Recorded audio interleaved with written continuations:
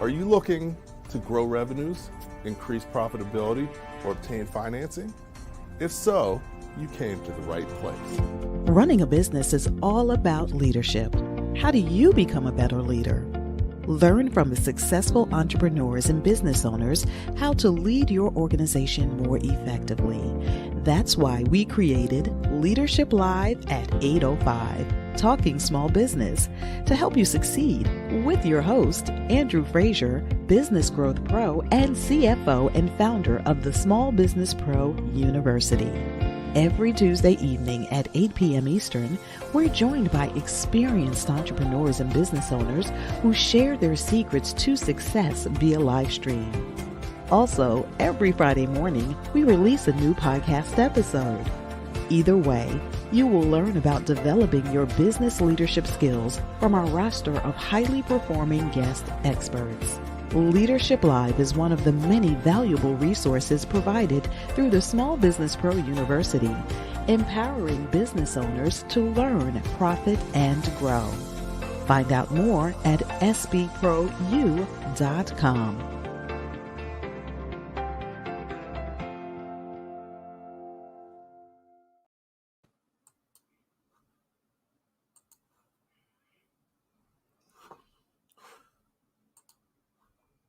Okay. Good evening, everyone, and welcome back to Leadership Live at 8:05, Talking Small Business. I'm your host, Andrew Frazier. Once again, excited to be here to hang out with you on Tuesday evening and really just talk about small business with a thought leader in the area. As you know, there's so many things you need to know as a business owner that it's impossible to know everything. That's one of the reasons why we do Leadership Live, to really introduce you to business leaders. You can develop your skills, learn, and hopefully this will help you become a better leader of your organization, because your business can only go as far as you're prepared to take it. So you have to continually learn and develop and create and gain new skills and new expertise. So that's what tonight's all about. Really like tonight's topic. It's called Managing Perceptions to Access Greater Opportunities. This is really our first time covering this topic in almost 3 years. So definitely it's great to have our guest, Dr. Michele Scott here, who's really had an opportunity to experience and work with people in the U.S., across the U.S., and internationally. And some of the things that she's learned can be extremely valuable in being able to successfully work with people, develop relationships, and really be able to access greater opportunities. And that's what we're all looking for. So I'm very excited about having her on tonight. So let me bring her on. Hey, Michele, how are you doing tonight? Doing just fine, Andrew. How are you? I'm excellent. Thanks for taking the time out of your busy schedule to hang out. Well, thank you for the opportunity. Okay. You've done so many things and you've been involved in so many things. I can't really do justice to to really what you've done and your background experience. So what I'm going to do is let you talk a little bit about your journey to give people a better feel for kind of where you're coming from and where you are now. Sound good? Sounds good. Sure. All right. Okay. Some people might say I've flown under the radar in a sense, and especially since I spent the last 7 years over in China since last let's see, I came back here last July. And so for 7 years I've lived over there, and it seemed like when I came back I had to start over again as far as building some relationships were concerned. So it's kind of under the radar, but as far as my journey is concerned, thinking back to really, just choosing the university I chose for undergraduate. I don't want people to think any less of me, but I went to a historically Black university, but I didn't know that when I chose the university.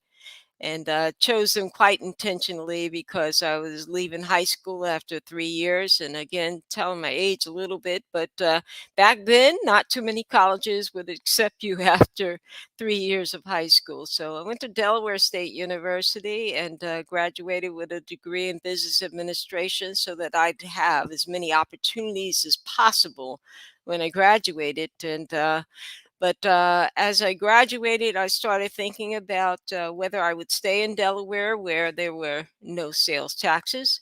And I still talk to people as they're thinking about moving their businesses, et cetera, and starting up businesses. That you think about Delaware, no sales tax.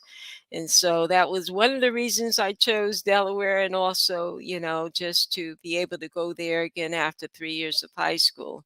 But after leaving Delaware State, I had to think about really what I wanted to do in life. And I decided then that I wanted to get into programming and IT, and had an opportunity to do that and working at Prudential here in New Jersey. And definitely where I was working in Prudential in Roseland, it was only one building out there. So they have a whole campus out there now. But I worked in IT and worked in New Jersey for a little while until I got the itch to get into New York, and had done a few things in New York, been able to travel to New York for shows and things like that, and knew about Wall Street banking and corporate banking over there. So I definitely wanted to get into that and have an opportunity to do that at Manny Hanny, which is now part of your JP Morgan Chase. So I was doing corporate banking over there and working in IT. Then I went over to Bankers Trust, which became part of became part of Deutsche Bank. Deutsche Bank took over, Bankers Trust back there just before Y2K. And again, telling my age a little bit there, but I was in IT, and I learned how to raise my hand very early on. And so when there were opportunities, I didn't care what it was. And my mother taught me to act quickly because I used to procrastinate a lot with projects and things like that, and miss out on a lot of opportunities because I didn't, jump at it and be, definitely first to market and things like that. So I started raising my hand for different opportunities working at Deutsche Bank. One opportunity was basically to get certified in project management. And I started out doing that online and found the opportunity to do that in person out at Stanford University. And I became a bit of a fan of the university climates and early on with Girl Scouts going to different universities. And so I liked the campuses. And so I went out to Stanford for a couple of weeks. And if you ask me today, if there's a company or an organization, if they called me today, would I jump up and go? It would be Stanford University. I would say over anything else or anywhere else. Loved it out there, the atmosphere. But again, Deutsche Bank sent me out there, got certified in project management, came back and started managing more of their projects at the organization, internal and external projects with customers as well. Had opportunities to look at our quality management. And so we wanted to get certified. And ISO certification basically was something that was universal, recognized around the world. Customers were looking for companies that basically said the customers first, and they could prove it by their actions and what they had achieved, and by the problems that they had fixed, and etc. So ISO certification had an opportunity to basically learn how to go through the certification process and then manage that project there. And I did that and did it pretty well. And then look for other opportunities as well. So uh, definitely there was a bank, with Deutsche Bank that really had a value of education. And I knew that from knowing their culture.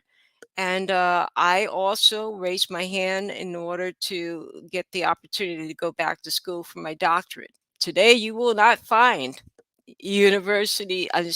companies that will pay for a doctorate. They're barely paying for your master's these days. But, Deutsche Bank paid for my doctorate. So I tell people that no matter what happens, I have nothing to say that is negative about Deutsche Bank. They paid for my doctorate at George Washington University. During the time that I was working on my doctorate, I was still working full time, and I had an opportunity to learn some other things in the organization. So, they developed us inside and outside of the organization. So I also started doing work in terms of Six Sigma. If you know anything about corporate America, they will have flavors of the month where there are certain things that are certain initiatives and opportunities they will give you basically, and it would be there for a couple of years, and then after a couple of years it would change. And Six Sigma was one of those opportunities where they trained everyone in the organization in Six Sigma. Go out there, find out how you can make the organization more efficient, cut the costs, yes, increase the revenue and the profits, and definitely, build a name for yourself. So we all went through the white belt and yellow belt training, and then they asked, was there anyone who's interested in going further? And further meaning becoming green belt and then becoming a black belt. And I raised my hand again. And so this is the type of, I would say, behavior that I practice that has, really given me a lot of opportunities in life by not sitting back and mulling over things. And sometimes, not knowing what I'm in for, but definitely raising my hand to do things. I finished up my doctorate. Okay. That was the beginning of 2011, and I left there and decided to do some work in Main Street. And I guess we'll talk more about that in a few seconds. Yeah, no, definitely. We'll talk more about that. But I think you shared a couple key things. One key theme is that you volunteer yourself, Hmm. or you're willing to take on an opportunity, even if you don't really know what it's going to lead to. For sure. Um, and I think that's something business owners need to do as well. I know that I've taken on some projects. If they're looking, whatever your customer needs, if you can do it, or if you can figure out how to do it, you should do it. Yes, And it can lead you in interesting directions. So definitely. even though I was in the Navy, and sometimes they used to say the Navy stood for never again volunteer yourself. Uh, Oh boy. you know, definitely, being able to volunteer um, gives you access to opportunities. So, Yes, definitely, you were getting ready to tell us a little bit about your um, most recent voluntary endeavor that really took you across the globe. So, yes, why don't you take a minute to share a little bit more about that, and then we'll dig into the topic of managing perceptions to access greater opportunities. for sure. Okay. So, leaving Wall Street and getting out there into Main Street, doing work with nonprofits and also in the universities, it was something new for me. And in the very beginning, I had to decide to do some things for free so that people could see, even though, I am out of my element, in terms of, the skill sets, et cetera, that I did have value to add, but things did not come as easily as I expected them to come. And as I shared a little bit earlier, becoming an adjunct professor, I had to get used to taking sort of what I call the crumbs from the table, whatever was left over after the tenured professors took their courses, then I'd be able to teach. But I also did some work in the city for the city of Newark. Cory Booker was in office, and he had an organization called Brick City Development Corp. And actually, someone raised my hand for me, basically, when they needed some people to actually teach the workshops, teach the entrepreneurs out there how to either grow their business, scale their business, or some of them were just starting the business. I took the opportunity to go ahead and do that. And so I was able to work with nearly 500, over 500 entrepreneurs in the city of Newark, working along with my friend Floyd Townsend and doing that. And continuing to do some adjunct work there. And I'm not sure which one was a side hustle, but I was doing both. And I wound up getting an opportunity to teach at Fairleigh Dickinson University. And there is where things started to really grow and sprout over there. Again, I was an adjunct over there, but when they were looking for someone to go over to China to teach a marketing course during the summer for a study abroad program, I raised my hand. And I never thought they would choose me, though. You have to know me, and I'm a homebody, and so I would go to Texas to visit my brother and spend one night and go back home. And so I had to be at home. So I went over to China for that summer. My sister-in-law came over there to make sure I was actually over there. But this was an opportunity to, again, experience a new culture that I never thought existed. I went over there not even knowing whether they drove cars or not. But when I got over there, I wanted to continue to give back to the community as I started doing over here. And so I thought, oh, let me go over. Surely I can go over there and feed the homeless. Only to ask about that, and people tell me that we have no homeless. I said, you have no homeless. What do you do? You got to have people who don't have any money, people living in poverty. And they taught me, and that's where basically I started managing perceptions about what I thought about the folks in China. And basically, they basically take those folks and dress them up and teach them some trade and send them back home. And so they were not homeless. And so, that started me learning more about this new culture that had become a part of.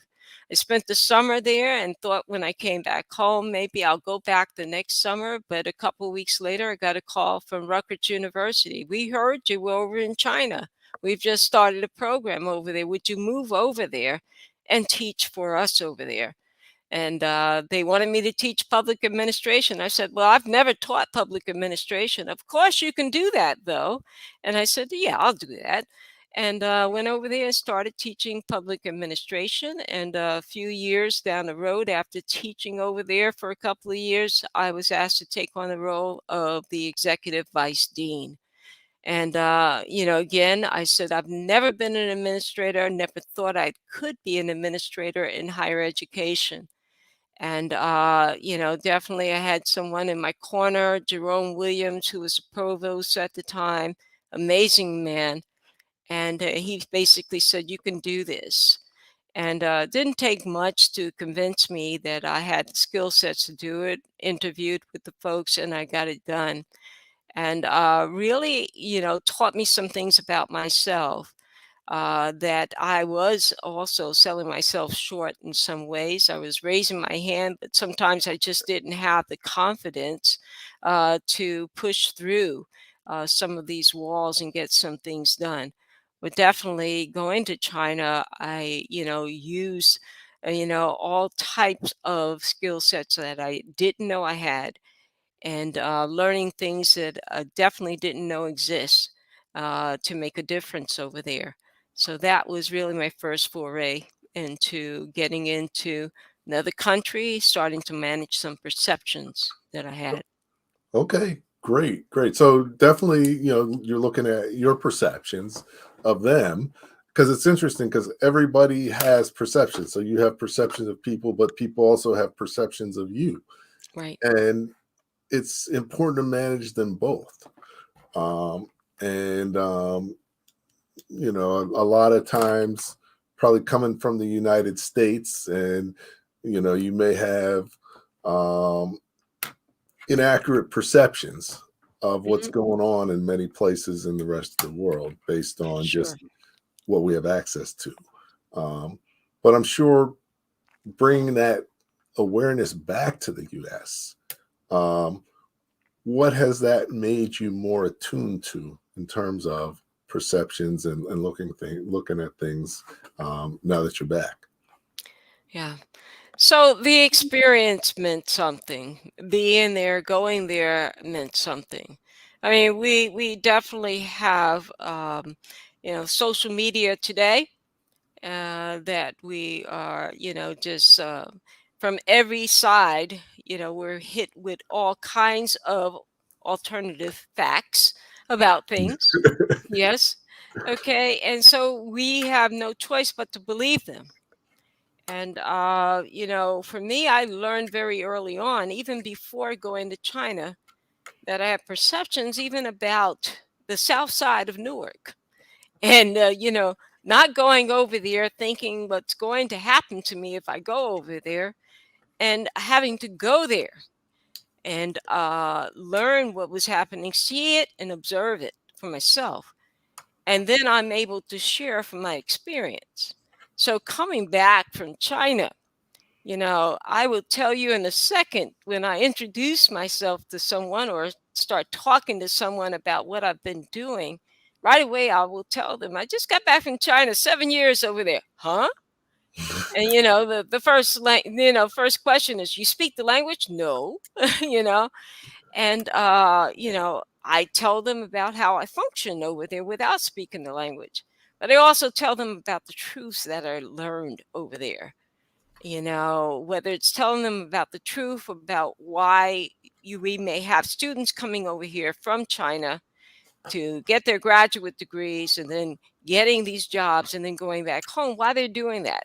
And not always stealing our ideas and our innovations, but going back home to take care of their parents. And one of the, really looking at the customs or the culture over there, the families is very important to them.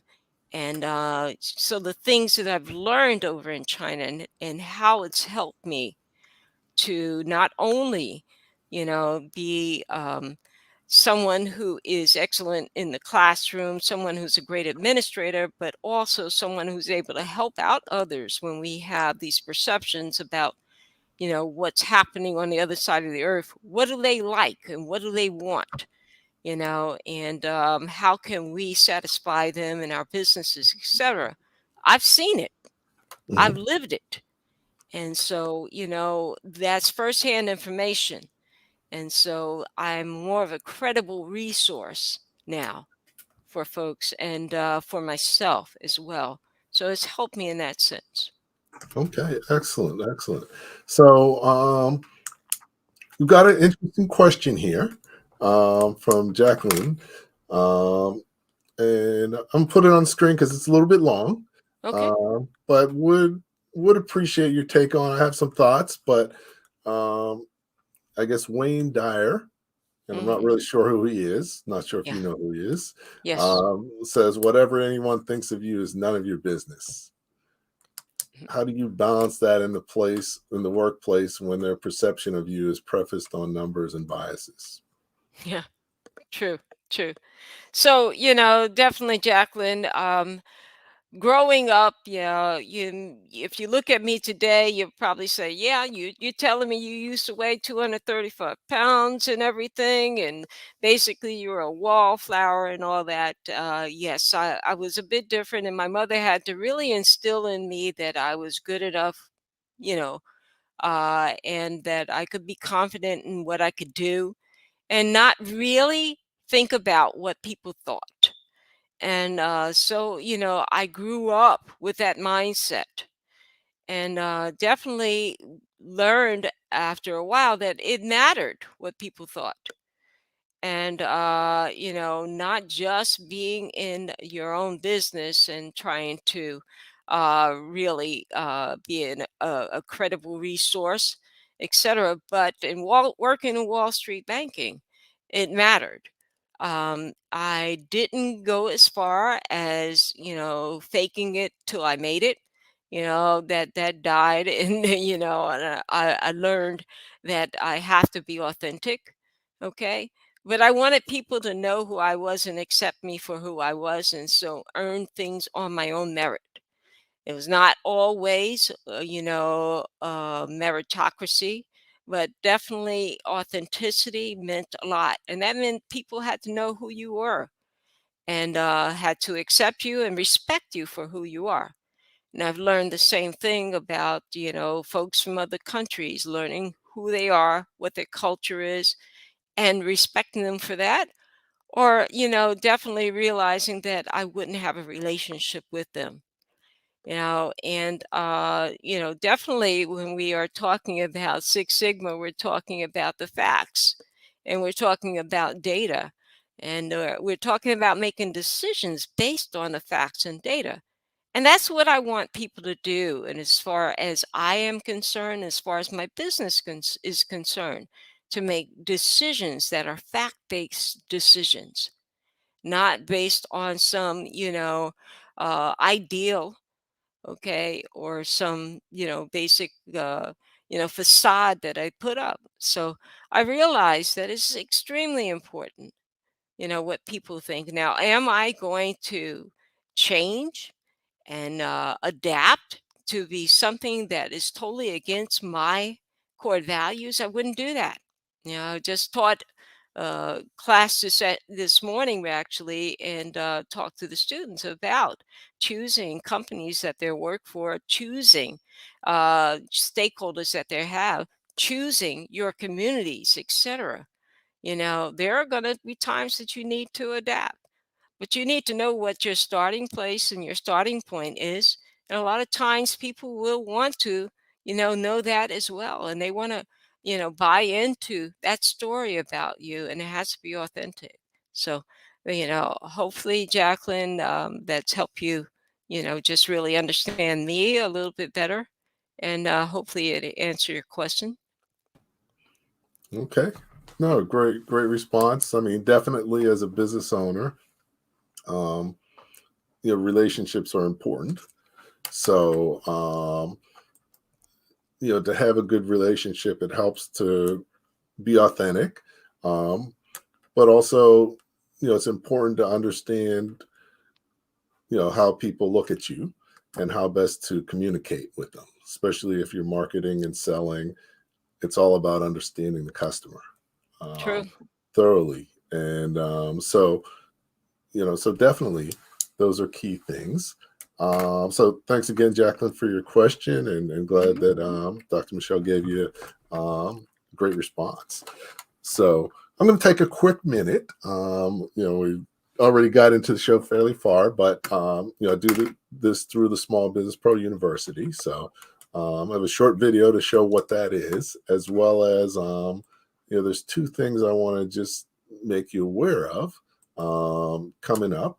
Number one is on Thursday, we've got a webinar on can I sell my business and how much is it worth? I've got the link in the chat on Thursday at noon. Definitely an important topic for many business owners. Something you should think about wherever you are along your business journey, because you want to think with the end in mind. And then also, we have our Small Business Pro Network. So join us where entrepreneurs go to learn, collaborate, and grow.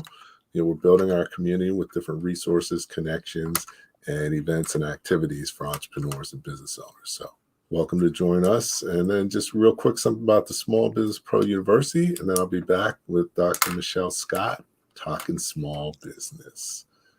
Do you own your business, or does it own you? Is your business growing, and are you making enough money? As a business owner, there are so many things you need to know to become more successful. Hello, my name is Andrew Frazier, the Business Growth Pro and CFO. I created the Small Business Pro University for you. Small Business Pro University has self-paced, dynamic, multimedia learning experiences created by more than 20 instructors who are business owners just like you. Small Business Pro University will empower you to become a masterpreneur by learning the secrets to creating a successful enterprise, to go from working in your business to working on your business. Take advantage of our strategic coaching program, or just simply choose the courses that you need. At www.sbprou.com, we will empower you to thrive and not just survive, and make more money in any business environment. Hey, good afternoon. Good evening. Welcome back. So, Michelle, we're talking about managing perceptions to access opportunities. Now, a lot of times I like to define what we're talking about. So, Mhm. if you were to say, what is a perception? What does it mean? Um, when we say perception, how would you define that, or what would you say it? Yeah. So when I look at perception, definitely we look at what people see in you and see in your business. What lens are they using to see you? And what are they seeing and what are they understanding about you? That can be based on any type of beliefs they have that have emanated from, again, social media, emanated from experiences that they have, emanated from basically, what they think you had to do and how they think you are making decisions. And definitely, it's based on these feelings and these lenses that people are using. And when we try to manage those perceptions, we want to make sure that it's an accurate lens. And it's like, I've worn glasses since I was like 4 years old. I understood I used to walk into telephone poles and things like that. And so I've had to wear glasses. And you go to the eye doctor, and if you've gone to the eye doctor, they put these lenses up there, and better or worse, better or worse. I've never been able to get that right. You know, and sometimes walked out of there with the wrong prescription. And so we have to do the same thing as far as perceptions are concerned, and trying to manage them and making sure people have the correct lens that they're using when they see you, and maybe they understand some of the inners about you, some of the cultures, some of the reasons why. And I heard someone on your show not too long ago, Andrew, talking about what we're selling. We should be selling the why, and that purpose sometimes is something that also explains and helps manage, how people see you and the lens they see you through. Great, great. So, definitely, when you're talking to people, that lines up with, people buy from you because they know, like, and trust you. So your job's to have them get to know, like, and trust you. But how can you do that if you don't really understand how the perception they have Yeah, of you to figure out how to do that? true, Um, true. so what are some things you learned about how people perceive you in China, and what type of adjustments uh, did you make as a result? Okay. So I would say, first experience over in China, I taught during the summer, taught a marketing course, smaller class, more intimate and everything. Students took me on a field trip, never had that happen before, but they thought I was cool and they thought I was energetic, you know. And so I, took hold of that, not really knowing about the culture and how, folks over there, and especially women, they were more toned down in how they delivered and everything. So I was a little bit different, but basically, the students got a good idea of what they could expect really here in the United States, as far as an American, professor was concerned, and then as far as a woman was concerned as well. I remember when I moved over to China, though, to teach in Changchun, and Changchun is in the northeast part of China, and it's very cold up there. And 2 or 3 months out of the year, it goes down to 20 to 30 degrees below zero. And I was walking, did not even trust driving. Driving over there is like New York on steroids. So I was walking over there, and I ran into a situation where I basically got to know my students a little bit better. It was more like a boarding school type of situation. And, the first question I would tell you that one of the students asked after I introduced myself to them, the young man stood up and asked me how old I was. And I just thought, oh my God, is, China going to be like this? And didn't have to answer that question. And the dean at the time pulled the young man to the side. But I would say the second question that I was asked was, Dr. Scott, you have a gun, right? And I said, no, I don't have a gun. Doesn't everybody in the United States have guns, Dr. Scott? No, we don't all have guns. I'm scared to death of guns. You got to be kidding me. But basically, my students would tell you, and very consistently, and even over here in the United States, though, but the students definitely in China would say that I was cool and very energetic, in the classroom, walking up and down the aisles and everything. And, not afraid of the students. And definitely there, I was approachable and very consistent. And so that's something that definitely stood out. And, definitely it was something that I carried back here with me as well. And it's something that you have to be in these days, and especially as people start looking at you and start looking at your age and wondering, are you going to be able to make it, you know, through the whatever you're doing, and once you get a certain age, or do you care about people? Different ages, and are you able to meet those different needs? And so I've been able to basically between generations be very effective, and I think that's very important, and definitely something that we need to look at as far as our audience is concerned and our customers are concerned. And, basically, do we have that type of energy? Are we the typical, entrepreneurs that basically are looking at one specific population that we're serving, or can we serve multiple populations? And I do that on a regular basis. And even now, doing that on a regular basis, we have to be able to do that. And so I think those are perceptions we have to manage as well, because some folks are trying to get into Washington, into Congress, and saying that they needed people who are going to speak up for them, and not thinking that there are folks like me and folks like you and who can actually do that, and definitely meet the needs and the demands of different markets. Okay, great.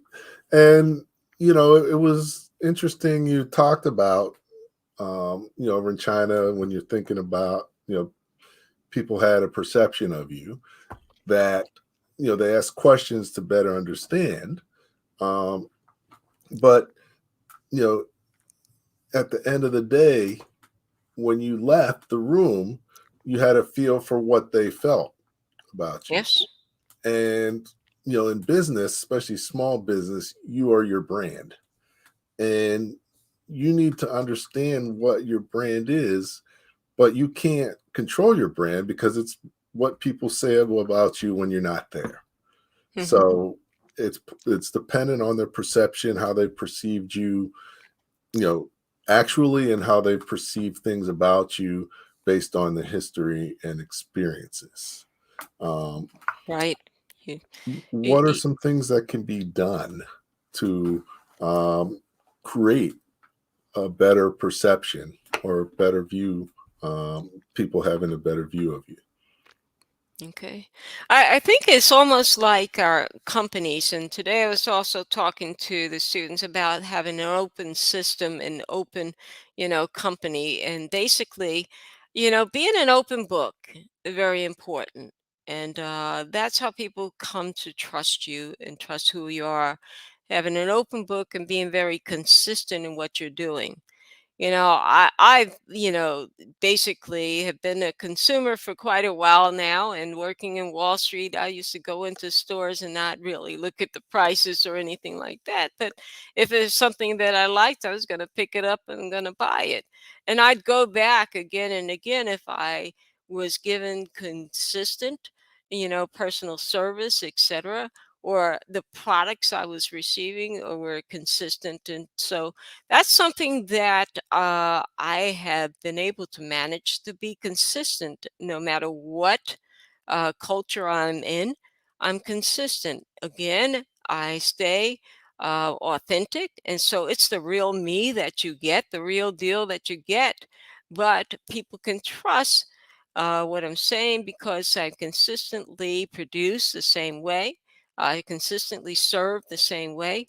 I can remember down at George Washington University, when I was working on my doctorate, they had an award. It was a Servant Leadership Award. And my brother and my sister and my sister-in-law came down there for our award day. And as we started to work on our dissertations, moving from that phase of classroom work. And so when they announced the award, my sister basically said, she would have been surprised if anyone else had won that award because it didn't matter who else was in that classroom. She knew who I was. And basically, anyone that you speak to in any venue needs to basically be able to say the same thing about you. That's when people gain that trust in you, when you're consistent in what you do, how you do it, why you're doing it. Okay. And I think it's the same thing in our business. We need to be consistent. That's how we build those relationships. And there are going to be relationships that we build that will not be sustainable. And there'll be customers that we have that will not continue to come back for one reason or another. But if we are consistently meeting those needs and meeting those demands, if we are looking and seeing what needs to be changed, and that means looking to the outside and getting information from the outside, listening to the voice of our customers. My first job was with KFC, and that was while I was in college and everything. And one of the things they taught us was really the customer is always right. And so for me, it's looking at everyone in every situation that I'm in, and even with my family and everything, and looking at them as my customers and definitely wanting to listen to that voice of the customer in whatever way we need to get that voice of the customer, whichever way they are speaking.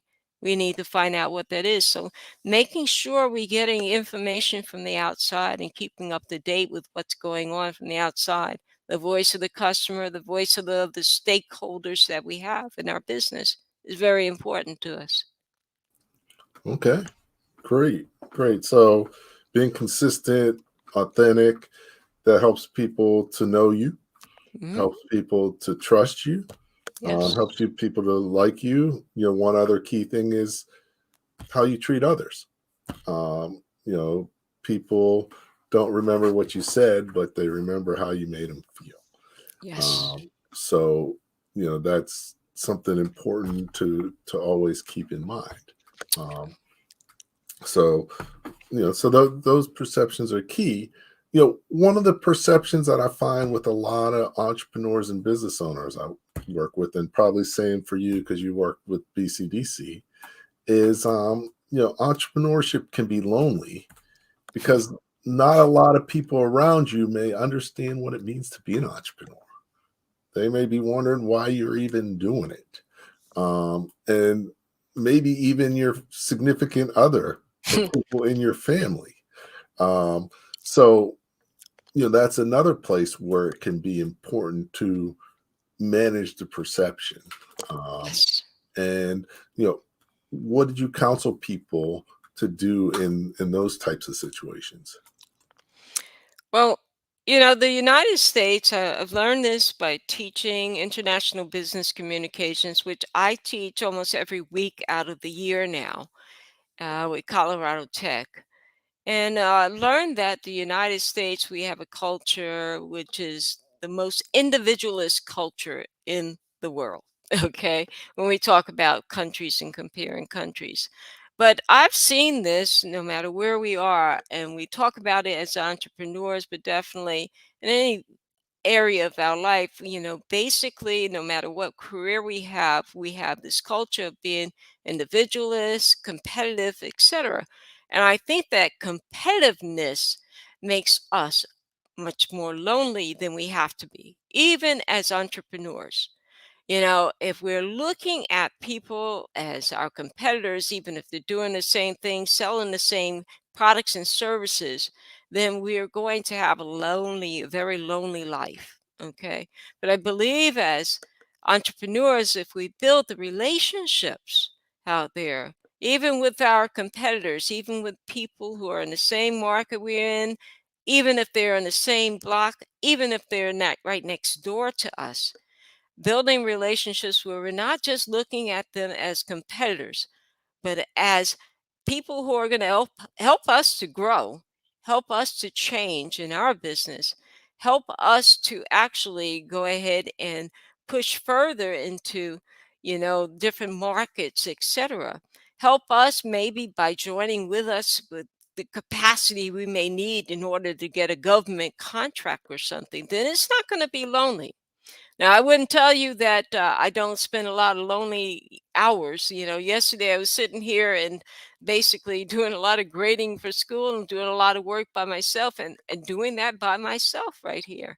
But always feeling like I know if I want to talk to someone about something, if I want to get some feedback about something, and if I want to get out there and engage, I can get out there and engage. I can do that. So it doesn't have to be a lonely business. I felt it was more lonely when I was working on my dissertation for my doctorate. I felt like I was out there on the island by myself, you know.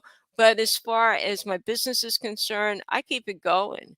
I'm working with the nonprofits. I'm building bridges between, organizations, building bridges between people who are been out there on their islands by themselves. And some folks have been saying, even up through this week, and we're so glad you're back from China because we had no clue what they were doing down the block there. We had no clue that they have these resources that we can be using here. And you're back, and we do this. And even had my friend Vivian Frazier before I left saying that you too kumbaya. But now she's happy. I'm very kumbaya, and I'm talking and I'm, getting ideas and getting information from folks, finding out what folks want and what they need. And so I think it doesn't have to be a lonely, business. And this is something that we have to teach, and train people in, not just how to scale up our businesses, but how to scale our relationships as well, and our stakeholders, and definitely our communities that we're part of. And so we don't have that loneliness. Okay, no, great piece, and where you talked about the competitors. I always recommend people get to know their competitors, which Mhm. sometimes they're hesitant about. Yes, Like you said, but it's beneficial for both you and them. for You can sure. learn things that'll save you time and money, and the same thing for them. And we have this webinar on Thursday talking about how much is your business worth. Many Mhm. times the most likely person to buy your business is your competitor. So it helps to know them Right, earlier, right. because usually you get a better price, and it'll be a smoother process. So I'm glad you brought that up and shared that, because I think that's key. Um, you talked about building bridges, Yes. and that's an important thing, but it's not necessarily easy when you're building bridges, because there are perceptions and misperceptions many times when you're building bridges to new groups, new Sure. organizations. So they talk about emotional intelligence, and I think that's one of the key Mhm. pieces to it. So Okay. when you're building bridges, how do you go about it, and what types of skills does it really take to do that successfully? Okay. So, coming from Wall Street banking, an African American woman, and what we're taught out there, that we need to try to break the glass ceiling, and definitely trying to get into that managing director position is very tough, even though there are so many layers of managing directors in Wall Street banking. I found it much easier to build bridges than it is to break glass ceilings. And there are but so many opportunities to reach those positions, so many positions that you can reach. when you're trying to break those glass ceilings. Yet we continuously, try to encourage our African American women and our men, etc., and our minorities to break these ceilings, glass ceilings. And I believe that in breaking glass ceilings, we wind up with more broken pieces of glass out there, more broken relationships than anything else. But I believe in building bridges. You mentioned emotional intelligence, and I think, yes, we still need to do that. And we definitely need to be able to be empathetic with folks and put our shoes in our feet in others' shoes. And especially if we're talking about customers, and know what they are feeling and what you're thinking and what their needs are. But cultural intelligence is extremely important as well. And as I mentioned earlier, this is not just going from one country to another. This is going from one ward of a city to another ward in the city. This is just, not going to, basically one, school or another. Because when I go into different colleges and teaching on different campuses, there are different cultures there. So cultural awareness is extremely important as well. I believe in building relationships. We definitely need to have that self awareness first, know who we are and what we're expecting out of life and what we like to do, making sure that we know what our purpose is. Okay. And I believe that definitely in building bridges and building relationships, this is how we are definitely going to continue to grow ourselves. Realizing where we are, learning more about ourselves, and learning more about others as well.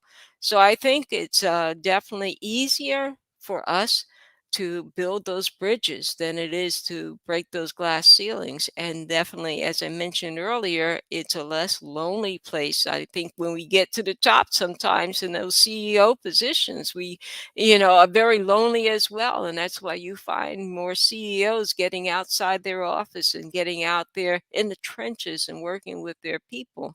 So I think the relationship building and understanding the value of relationship, the value of collective action, okay, the value of living harmoniously with people.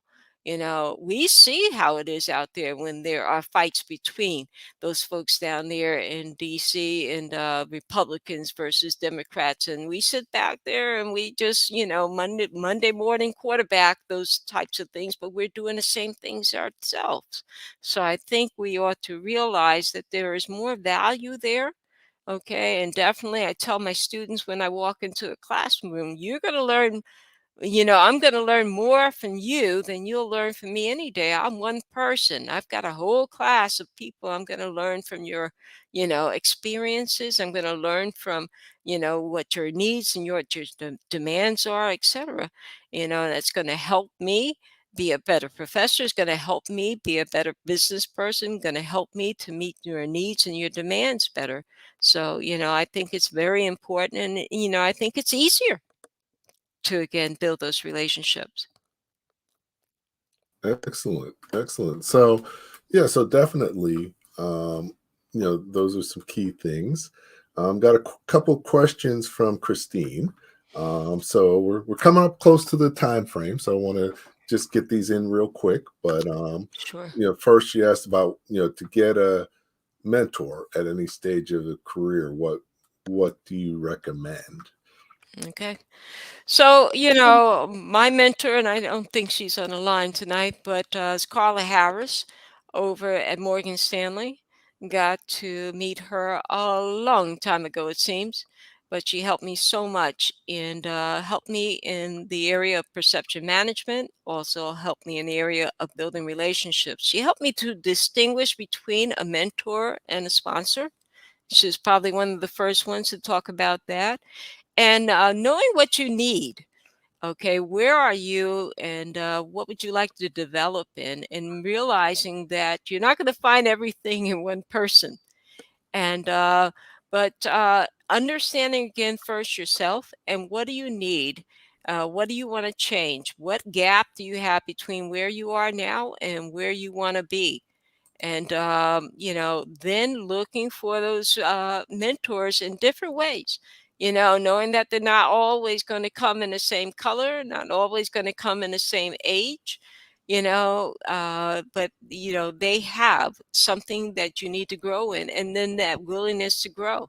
Definitely, the associations, find out what the association is, that is associated with your career, associated with the trends and that you see yourself moving in, and you see these industries moving in that you want to be in, and definitely looking, for people in those areas. Go to those conferences. And so definitely, and go into conferences like the Academy of Management, which also includes now practitioners in addition to folks in higher ed, is very important. So the networking, and again, raising your hand, being willing to be vulnerable and talk to people about where you are and what you'd like to change and what you need to change. Yeah, Okay, cool. And one other quick question. sure. Investment banking can be hard to get into. Is there any age cutoff to pivot into it? I don't think there's an age cutoff. And yeah, that would be against the law these days. But definitely, and that, that's all in jest. But definitely, you see opportunities. So even with Morgan Stanley Bank, if you've been laid off, or if you left the bank for a reason, or left investment banking for a reason, and you'd like to get back in at different stages, still opportunities for mentorships. That you can get with folks in the bank. And also, besides the mentorships and the relationships you can build from the outside, the internships that you can get. And many of their different companies do have those opportunities. You have Morgan Stanley out there, you have Goldman Sachs out there doing things like that as well, and JP Morgan Chase. Even with Deutsche Bank, opportunities for me to go back there. Folks said, well, we're starting up with Six Sigma again. Would you like to come back? And, definitely still opportunities to do that. So don't sell yourself short, for one thing. Still have that energy, yes, that you need. Still, you got the skill sets, and definitely, present yourself in a way where people will see those the value in you, no matter what age you are. Okay, Yeah. excellent, excellent. So now, when it comes to perception, it doesn't necessarily have to be perceptions of other people. Mhm. Could be your perception of other things. I got a message today from I teach you the business planning course for SBDC, Rutgers Newark, and we was teaching finance on Friday for 4 hours, and and accounting for 4 hours a week Boy. before. Um, but one of the great things is I came out. When he said, I really didn't didn't like or didn't see myself as ever good at finance, but now I see it's going to be something that I really enjoy. So sometimes your perceptions can hold you back, They and can. a They lot of can. business owners have that perception. That's why my book, the third chapter is what is my greatest fear, and that's Mhm. the fear of many um, business owners. What kind of internal perceptions do you see, or patterns of, Mhm. that tend to hold people back unnecessarily? Yeah. So, I look at myself, and then definitely, I'm one that I hated math. And it's like, really, thought I was sucked at it. I was really bad at it until I got to undergrad, and basically, got the help that I needed, saw things in a different light, started using the tools that were out there, and realizing it's not as hard as it used to be. I felt the same way about statistics, and when I got to my, doctoral course, actually program, and we were in a cohort, and they said, "Oh, you're going to have 2 stats courses," and I said, "I need to just walk right out of here right now because it ain't going to work." And I saw a lot of other people with the same response, and we got the help we needed, and definitely, we're able to get past that. Got into Six Sigma, wanted to become a black belt. So stats, I said, "Oh God." Basically, stop selling yourself so short. And this confidence, I tell you, that my mother instilled in me. My mom died when I was 16, so that even helped me more with confidence in myself as I went forward. Doesn't mean that I wasn't afraid of some things, but again, willing to take a chance at different things. You're not going to go in there with all the skills that you need to meet the requirements of any of these jobs, and even not everything that you need in your store. Say, if you had a customer that came in there, maybe you don't have everything they want.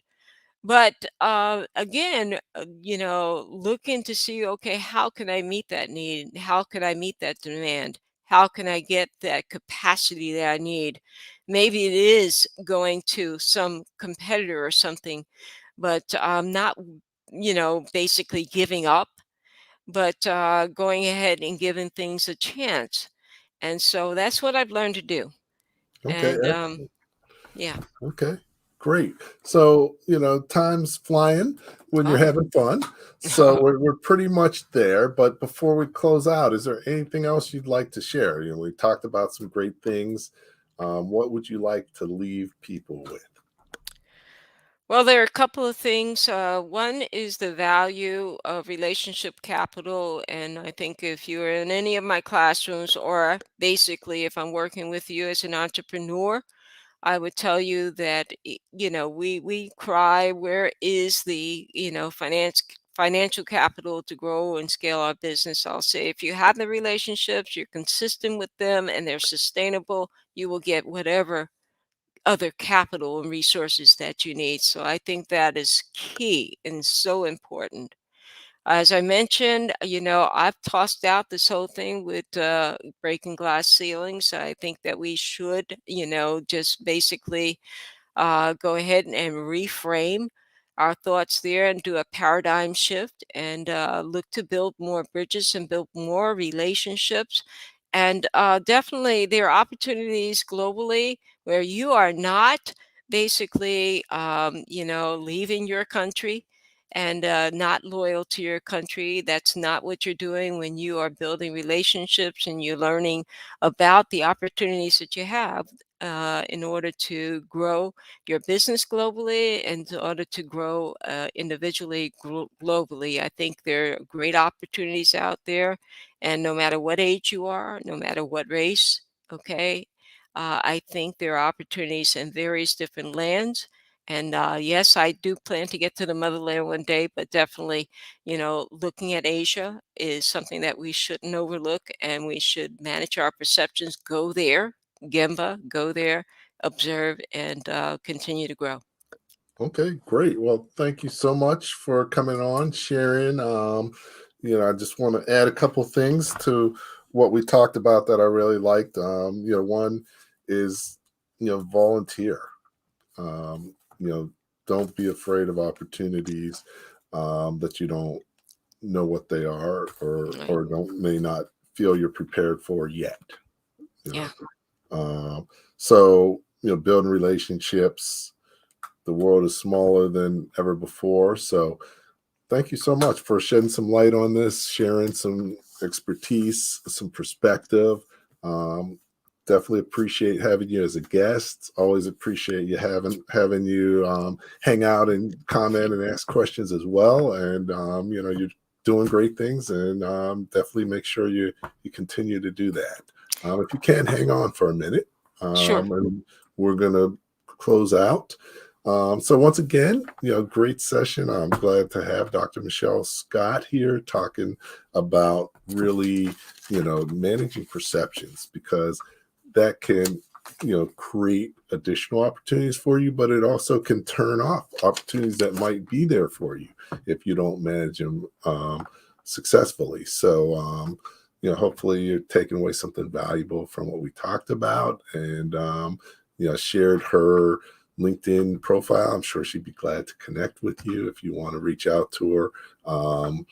Definitely make an effort to do that. So, as we close out, each week we always have great guests and great topics, and looking forward to next week as well. Next week we've got Tiffany Slater. She's going to be talking about critical HR practices for small business owners. Many times HR can be a challenge for business owners, but it doesn't have to be. Just like numbers can be a challenge for you, but they don't have to be. So this is an opportunity to learn some of the key things you need to know. So I'm looking forward to talking to her about that. And, definitely we'll continue to come back. Thanks for joining us as well. Look forward to seeing you in the future. Please feel free to share what you've learned, and just, definitely always remember that at the end of the day, the more that you know, the faster your business is going to grow. Thank you for listening to Leadership Live at 8:05, Talking Small Business. Subscribe to our YouTube channel and to the podcast on your favorite podcast platform. Leadership Live is one of the many valuable resources provided through the Small Business Pro University, empowering business owners to learn, profit, and grow. Find out more at sbpro.u.com.